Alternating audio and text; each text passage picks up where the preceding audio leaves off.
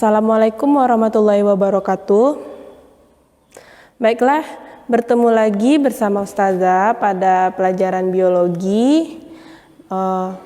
Baiklah, pada kali ini sebelum kita masuk pembelajaran, seperti biasa, jangan lupa menyediakan alat tulisnya serta buku sumber ataupun modulnya. Oke? Jadi silahkan siapkan perangkat pembelajaran terlebih dahulu. Nah, kali ini kita melanjutkan materi minggu lalu, yaitu klasifikasi makhluk hidup. Oke, sebelumnya kita udah membahas apa itu klasifikasi, kemudian siapa penemu klasifikasi, dan siapa yang melakukan pengklasifikasian pertama sekali. Nah, minggu ini kita bahas tentang tingkatan takson makhluk hidup. Nah, jadi setelah kemarin kita ketahui apa itu klasifikasi, apa fungsi klasifikasi, jadi minggu ini kita akan mempelajari tingkatan takson makhluk hidup. Nah, dalam mengelompokkan tumbuhan dan hewan, kita memerlukan tingkatan takson makhluk hidup. Gunanya di sini kita bisa memberi nama makhluk hidup. Nah, jadi seperti yang sudah saya jelaskan, kita pada pengklasifikasian makhluk hidup itu kita akan memberi nama makhluk hidup tersebut, baik itu tumbuhan ataupun hewan. Yang pertama itu tingkat takson makhluk hidup. Seperti yang sudah dijelaskan di awal tadi bahwa takson hewan berbeda dengan takson tumbuhan atau sistem pengklasifikasiannya itu berbeda. Nah, biasanya kalau pada hewan itu paling atasnya disebut kingdom atau kerajaan. Nah, biasanya diisi dengan animalia, sedangkan kalau tumbuhan itu regnum, diisi dengan plantae atau tumbuhan. Dan berbeda, kalau di takson hewan itu setelah kingdom ada filum, sedangkan pada tumbuhan setelah regnum ada divisi atau divisio. Nah, untuk kelas sampai spesies itu sama antara hewan dan tumbuhan. Setelah kelas ada ordo, famili, genus, dan spesies. Oke, jadi kita masuk langsung ke contohnya ya. Nah, ini ada contoh tanaman jahe. Jadi seperti yang dijelaskan di awal tadi bahwa takson ini berfungsi untuk memberi nama makhluk hidup. Nah, jadi secara sudah kita bahas minggu lalu bahwa nama makhluk hidup pada sistem pengklasifikasian menggunakan nama Latin. Nah, seperti ini. Nah, oke. Jadi pada tanaman jahe dia itu regnum. Ingat ya, kalau tanaman itu regnum dan divisio. Kalau hewan baru kingdom dan filum. Nah, kalau regnumnya itu plantae, nanti divisio spermatophyta. Nah, jadi biasanya bisa dimasukkan subdivisio atau langsung ke kelas juga boleh. Nah, kelasnya di Cotyledon, ordo Zingiberales, famili Zingiberales juga, genusnya Zingiber, dan spesiesnya Zingiber officinales. Nah, itu dia. Jadi, genusnya ini Zingiber. Jadi, kalau untuk spesies, tambah nama keduanya. Dari yang kata pertama adalah kata genus, dan kata kedua ini petunjuk spesiesnya. Nah, kemudian yang hewan. Nah, kita contohkan ini adalah komodo. Oke, komodo ya, bukan kodomo. Komodo. Ingat komodo ya, ini hewan komodo. Bukan kodomo ya, beda. Nah, untuk tingkat klasifikasinya, itu ingat kalau hewan mulai dari kingdom, kemudian filum. Nah, untuk kingdomnya tetap kingdom hewan atau animalia. Ya, hampir sama kayak bahasa Inggris ya, animals, oke. Kemudian kelasnya itu reptil, ordonya Squamata, familinya Faridinae, genusnya Varanus, spesies Varanus komodoensis. Nah, ini dia. Sama seperti tadi.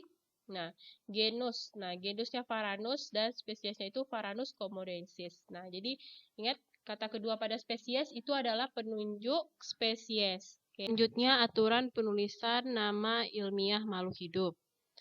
Oke, atau disebut dengan binomial nomenklatur. Untuk aturannya seperti yang di bawah ini. Yang pertama, itu nama spesies terdiri dari dua suku kata, yang dimana kata pertama merupakan nama genus dan kata kedua merupakan petunjuk spesies. Nah, jadi supaya lebih jelasnya kita langsung masuk ke contoh. Nah, jadi contoh di sini misalnya Psidium guajava atau nama Latin dari jambu biji. Nah, jadi seperti yang aturan pertama yaitu ada dua suku kata, Psidium guajava. Kata pertama adalah genus dan kata kedua penunjuk spesies. Kemudian aturan kedua, huruf pertama penunjuk nama genus ditulis huruf besar. Oke, ini dia. Psidium. Genus tadi itu adalah huruf besar awalannya. Jadi huruf P-nya adalah huruf besar. Kemudian huruf pertama penunjuk spesies digunakan huruf kecil. Nah, ini dia guajava, penunjuk spesiesnya. G-nya ini adalah huruf kecil. Oke. Nah, kemudian yang selanjutnya nama spesies menggunakan bahasa Latin. Oke, pas ya, Psidium guajava adalah bahasa Latin. Kemudian ditulis dengan garis bawah, cetak miring atau huruf tebal. Nah, biasanya kalau dalam penulisan di komputer, nah, itu menggunakan cetak miring. Nah, seperti contoh, ini dicetak miring ya. Sedangkan kalau ditulis langsung, itu harus digaris bawahi. Dan garisnya itu putus. Psidium digaris, kemudian guajava digaris. Tidak boleh garisnya itu satu lurus seperti ini. Dia harus terpisah. Nah, kemudian syarat selanjutnya itu nama spesies harus ditulis berbeda dengan huruf-huruf lainnya. Nah, seperti ini tadi. Jika nama spesies tumbuhan terdiri dari lebih dari dua suku kata, kata kedua dan berikutnya harus digabung. Dan jika nama spesies hewan terdiri dari tiga kata, kata ketiga tersebut harus bukan nama spesies. Nah, itu perlu diketahui.